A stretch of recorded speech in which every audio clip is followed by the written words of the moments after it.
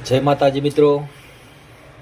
તો આપણે એક મુદ્દાની વાત કરવા જઈ રહ્યા છીએ અને એ મુદ્દો છે આપણા ઉત્તર ગુજરાતનો ગણો અને વિશ્વમાં ગણો જેઓ અત્યારે આરાસુર અંબાજી તરીકે ઓળખાય છે, જ્યાં આપણે બધા ભાવિકો દર્શન કરવા જાય છે. ભાદરવ મહિનામાં બહુ મોટો મેળો ભરાય છે અને અત્યારે સરકાર દ્વારા એક અન્યાય થઈ રહ્યો છે દાંતા પરિવાર સાથે. હજારો વર્ષોથી દાંતા પરિવાર હવન પૂજા અર્ચના બધું કરતા આવતા હતા અને કોર્ટનો આદેશ હતો કે હવે જે નવરાત્રિમાં આઠમ આવે છે એમનો હવે હક નહીં રહે, બધી પબ્લિકનો હક છે, સામાન્ય પબ્લિક પણ એનો હકમાં રહેશે અને એનો લાભો લઈ શકશે, બરાબર. અને બીજી વાત કે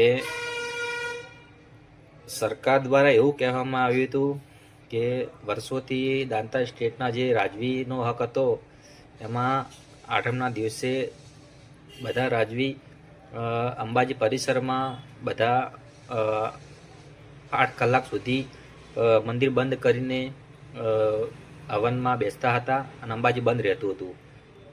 એટલે એવું કંઈ હતું નહીં, અંબાજી તો ચાલુ જ રહેશે. કેમ કે અંબાજીમાં એવો કોઈ સમય હતો જ નહીં કે આઠમના દિવસે, કેમ મંદિર ચાલુ જ હતું.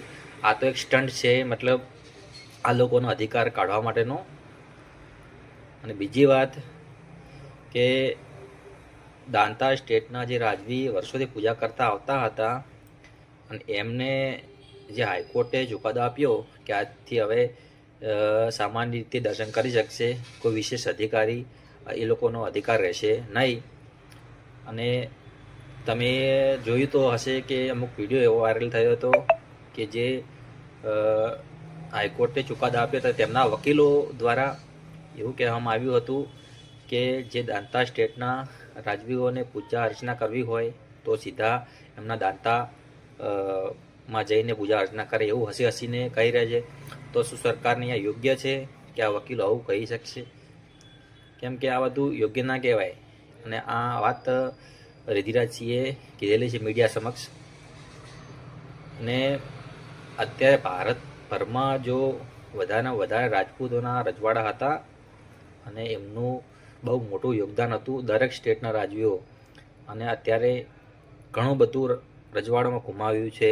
અત્યારે લોકશાહી આવી અને ચલો રજવાડો તો એક વખત લોકશાહી આપવા માટે સમર્પણ કર્યું ભારત સરકારને. અને બીજી વાત રાજા રજવાડાના અમુક